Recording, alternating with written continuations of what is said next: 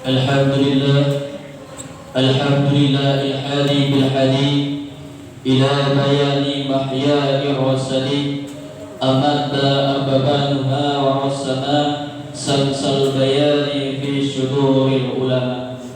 Ashhadu an la ilaha illallah wa ashhadu anna Muhammadar Rasulullah.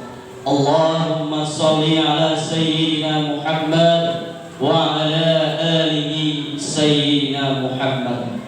Amma ba'du, wa ya ayyuhal hadirun, usikum bi nafsihi bi taqwallah. Ittaqullaha haqqa tuqatih wa la tamutunna illa wa antum muslimun. Faqala Allah ta'ala fil Qur'anil Karim, na'udzu billahi minasy syaithanir rajim. Bismillahirrahmanirrahim.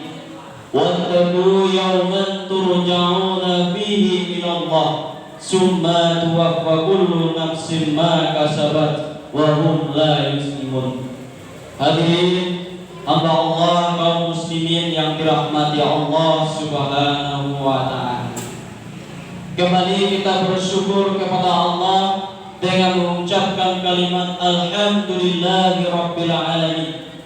Syukur adalah ungkapan terima kasih kita kepada Allah, yang mana Allah masih memberikan kita ribuan nikmatnya, taufik serta hidayahnya, baik itu nikmat kesehatan, baik itu nikmat kesempatan, terlebih-lebihnya nikmat iman.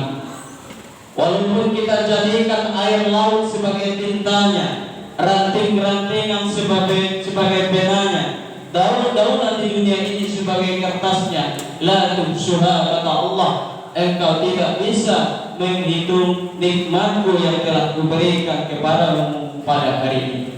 Maka dari itu, marilah kita selalu mensyukuri nikmat Allah dengan mengucapkan kalimat alhamdulillahi rabbil alamin.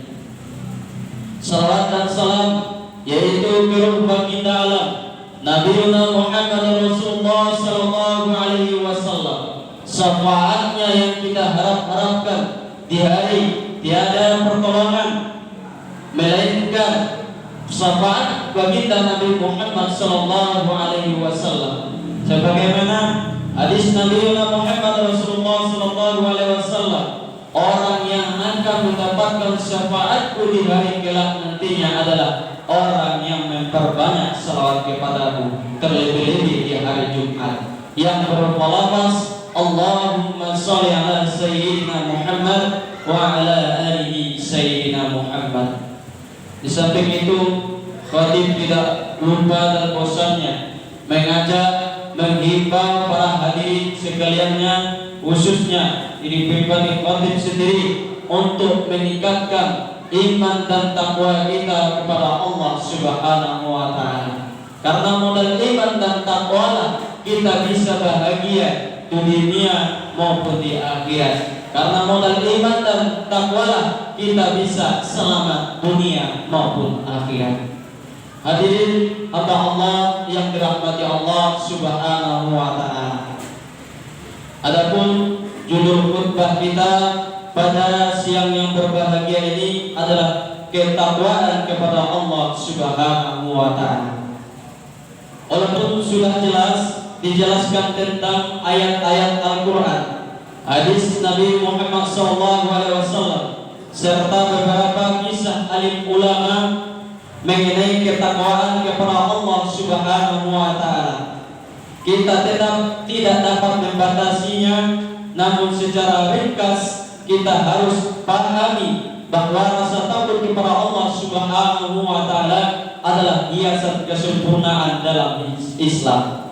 Rasulullah sallallahu alaihi wasallam bersabda, "Akar segala kebijaksanaan adalah rasa takut kepada Allah Subhanahu wa taala." Ibnu Umar radhiyallahu anhu sering menangis karena takut kepada Allah Subhanahu wa taala.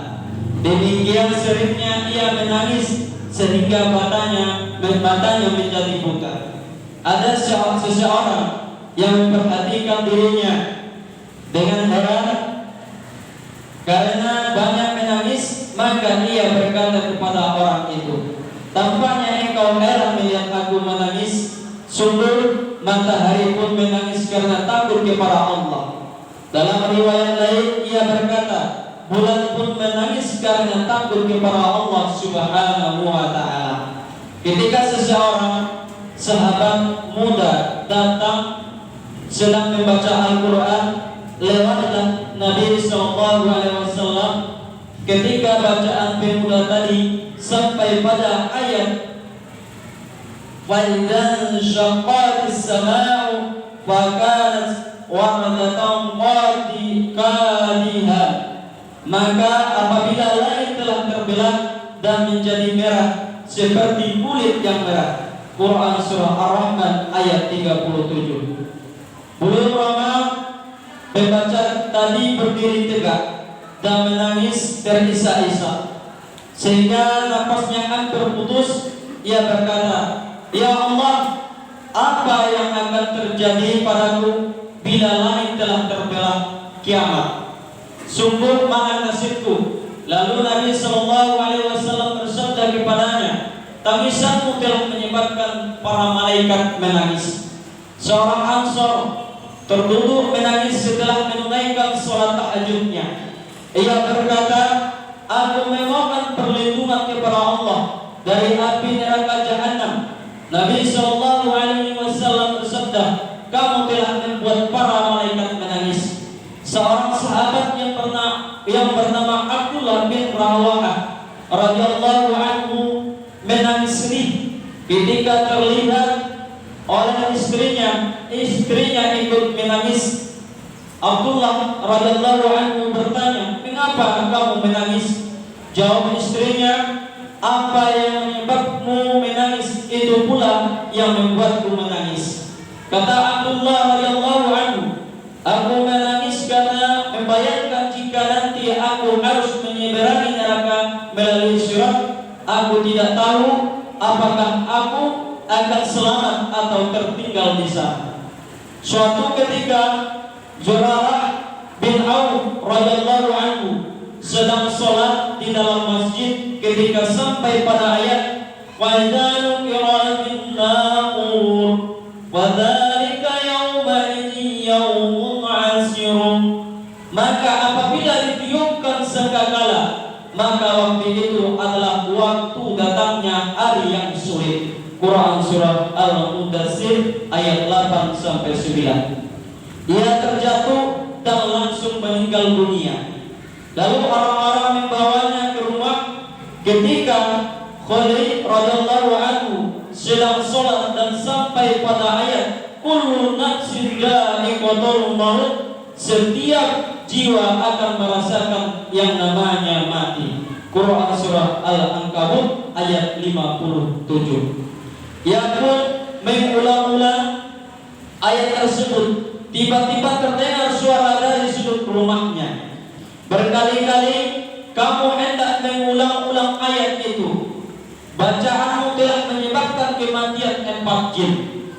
Kisah lainnya mengenai seorang yang ketika sedang mengerjakan sholat, sampailah ia pada ayat yang berbunyi waruddu ila Allahi maulahumul haqq, dan mereka dikembalikan kepada Allah pelindung mereka yang sebenarnya. Quran surah Yunus ayat 30. Tiba-tiba ia menjerit dan menggelepar hingga meninggal dunia. Di samping itu masih banyak kisah-kisah lain mengenai rasa takut kepada Allah Subhanahu wa ta'ala. Fudail radhiyallahu anhu, seorang wali Allah yang masyhur, berkata, rasa takut kepada Allah selamanya akan membawa kepada kebaikan. Semua orang tentu mengenal Sa'id radhiyallahu anhu.